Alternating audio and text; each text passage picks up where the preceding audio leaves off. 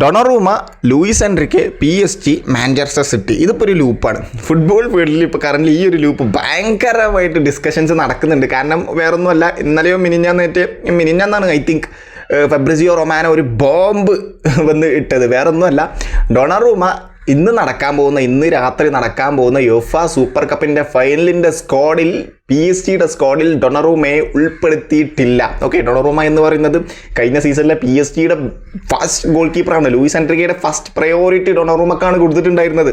Okay, അപ്പോൾ ആ ഒരു ഫസ്റ്റ് ഗോൾ കീപ്പറിനെ എന്തുകൊണ്ട് PSG സ്ക്വാഡിൽ ഡൊണറൂമയെ എടുത്തില്ല? കാരണം വെറുതെ ഒരു ഫസ്റ്റ് ഗോൾ കീപ്പർ മാത്രമല്ല ഡൊണറൂമ എന്ന് പറയുന്നത്. കഴിഞ്ഞ യുഫ ചാമ്പ്യൻസ് ലീഗിൻ്റെ നോക്കൗട്ട് സ്റ്റേജിലൊക്കെ എജ്ജാതി പെർഫോമൻസ് ആണ് ഡൊണറൂമ പുറത്തെടുത്തിട്ടുള്ളത്. ഓക്കെ, ഞാൻ പറയേണ്ട കാര്യമില്ല, ലിവർപൂളിനെതിരെ എജ്ജാതി പെർഫോമൻസ് ആണ് പുറത്തെടുത്തുള്ളത്. ആ ഒരു ആൻഫീൽഡ് സ്റ്റേഡിയത്തിൽ ആസ്റ്റൺ വില്ലയ്ക്കെതിരെ പാർക്ക് പ്രിൻസസിൽ നല്ലൊരു പെർഫോമൻസ് ആണ് പുറത്തെടുത്തുള്ളത്. ആഴ്സണലിനെതിരെ 2 ലെഗിലും എമിറേറ്റ്സ് സ്റ്റേഡിയത്തിലും പാർക്ക് പ്രിൻസസിലും നല്ല പെർഫോമൻസ് ആണ് പുറത്തെടുത്തുള്ളത്. പിന്നെ അതുപോലെ തന്നെ യുഫ ചാമ്പ്യൻസ് ലീഗിൻ്റെ ഫൈനലിലും അത്യാവശ്യം നല്ലൊരു പെർഫോമൻസ് തന്നെയാണ് പുറത്തെടുത്തത്. പിന്നെ ഫൈനലിൽ അദ്ദേഹത്തിന് വല്ലാതെ ചലഞ്ചൊന്നും ഇല്ലാത്തതുകൊണ്ട് വലിയ പെർഫോമൻസ് പുറത്തെടുക്കാൻ അദ്ദേഹത്തിന് സാധിച്ചില്ല എന്ന് മാത്രം. ഓക്കെ, ഡൊണറൂമ എന്ന് പറയുന്നത് എപ്പോഴും ഫസ്റ്റ് ഗോൾ കീപ്പറാണ്. ക്ലബ് വേൾഡ് കപ്പിലും അത്യാവശ്യം നല്ല പെർഫോമൻസ് തന്നെയാണ് അദ്ദേഹം പുറത്തെടുത്തിട്ടുള്ളത്.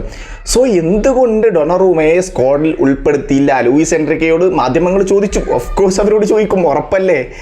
അവരോട് ചോദിച്ചു. അപ്പോൾ ലൂയിസ് എൻറിക്ക പറഞ്ഞത് ഡൊണറൂമയെ ആ ഒരു സ്ക്വാഡിൽ ഉൾപ്പെടുത്താത്തതിൻ്റെ 100% റെസ്പോൺസിബിലിറ്റി എനിക്കാണ് എന്നാണ് ലൂയിസ് എൻറിക്കെ പറഞ്ഞത്. ഓക്കെ, 100% റെസ്പോൺസിബിലിറ്റി എനിക്കാണ്, ഞാനാണ് അദ്ദേഹത്തെ സ്ക്വാഡിൽ നിന്നും എടുത്ത് പുറത്താക്കി കളഞ്ഞത് എന്നാണ് ലൂയിസ് എൻറിക്കെ പറഞ്ഞത്. ഓക്കെ, ഡൊണറൂമയെ അപ്പോൾ എന്തിന് കളഞ്ഞു എന്നുള്ള ചോദ്യം ചോദിച്ചപ്പോൾ അദ്ദേഹം മറുപടി ഒന്നും പറഞ്ഞിട്ടില്ല.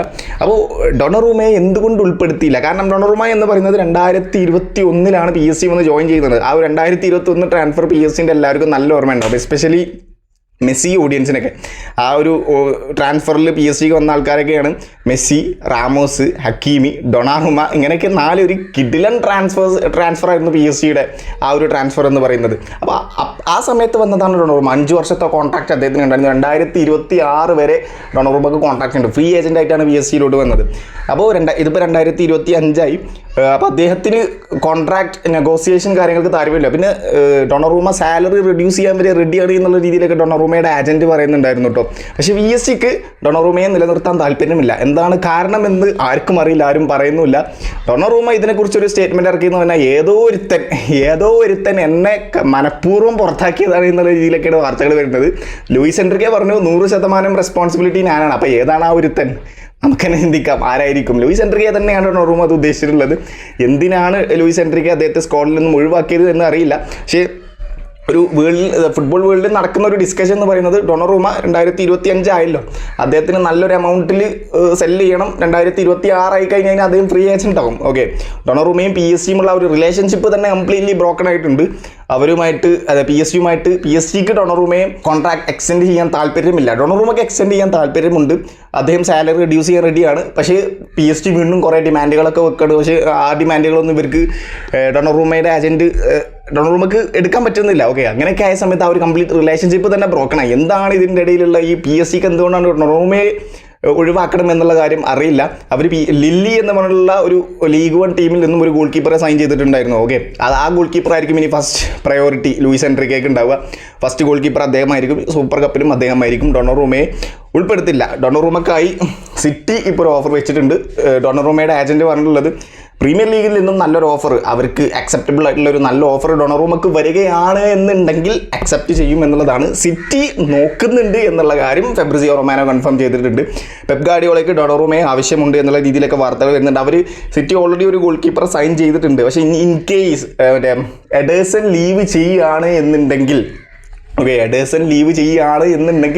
അവർ ഡൊണറൂമയെ സൈൻ ചെയ്യും. പക്ഷേ PSG ഒരു ഹൈ എമൗണ്ടാണ് ഡൊണറൂമക്ക് ചോദിക്കുന്നത്. 50 മില്യൺ യൂറോ ഒക്കെയാണ് ഡൊണറൂമക്ക് ചോദിക്കുന്നത്. അവർ ഫോർമലി ഒരു പ്രപ്പോസൽ വെച്ചു. ആ ഒരു പ്രപ്പോസൽ 50 മില്യൺ യൂറോ ഒക്കെയാണ് PSG ചോദിക്കുന്നത്. അത് ഭയങ്കര ഹ്യൂജ് എമൗണ്ട് ആണ് എന്നുള്ള രീതിയിലൊക്കെ വാർത്തകൾ വരുന്നുണ്ട്. 35 തൊട്ട് 40 മില്യൺ യൂറോ ഒക്കെ ആയിരുന്നു അവർ സിറ്റി പ്രതീക്ഷിച്ചത്. ഇതിൻ്റെ ഇടയിൽ മാഞ്ചസ്റ്റർ യുണൈറ്റഡ് ഉണ്ട് കേട്ടോ. എന്താണ് ഈ ഒരു ഫെബ്രിസിയോ റൊമാനോ ഈ ഒരു ബോംബ് ഇടുന്നതിൻ്റെ മുമ്പ് ഡൊണറൂമ മാഞ്ചസ്റ്റർ യുണൈറ്റഡിലോട്ട് വരുന്നു എന്നുള്ള രീതിയിലൊക്കെ വാർത്തകൾ വന്നിരുന്നു.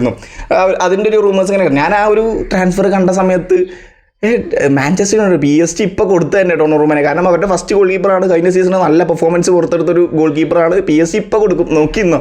അപ്പോഴാണ് ഈ ഒരു സാധനം വരുന്നത്. 100% ഡൊണറൂമ PSG ലീവ് ചെയ്യും എന്നുള്ള കാര്യം കൺഫേം ആണ്.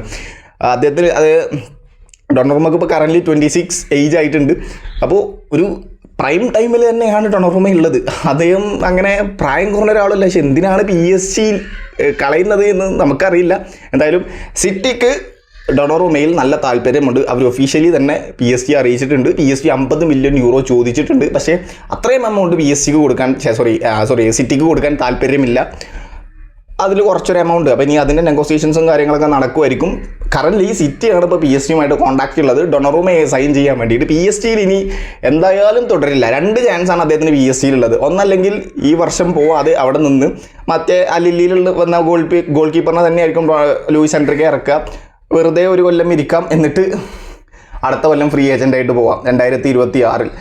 അല്ലെങ്കിൽ ഏതെങ്കിലും ക്ലബിലോട്ട് അദ്ദേഹത്തിന് മാറാം എന്നുള്ള ഓപ്ഷൻ. ഈ 2 ഓപ്ഷനാണ് ഡൊണറുമക്ക് ഇപ്പോൾ കറൻ്റ് ഉള്ളത്. അപ്പോൾ ഇനി എന്താണ് അദ്ദേഹം ഉദ്ദേശിച്ചതെന്ന് അറിയില്ല. നമുക്ക് നോക്കാം. എന്തായാലും ട്രാൻസ്ഫർ മാർക്കറ്റ് ഒരു അവസാന ഘട്ടം സെപ്റ്റംബറിൽ തീരും ട്രാൻസ്ഫർ എന്ന് പറയുന്നത്. അപ്പോൾ നമുക്ക് വെയിറ്റ് ചെയ്തിരിക്കാം എന്താവും അവസ്ഥ എന്നുള്ളത്. ട്രാൻസ്ഫർ അവസാന നിമിഷമായ സമയത്ത് കുറച്ചും കൂടി ഇങ്ങനെ ഹോട്ട് ന്യൂസുകളൊക്കെ വരുന്നുണ്ട്. നമുക്ക് നോക്കാം എന്തായാലും. Thank you so much.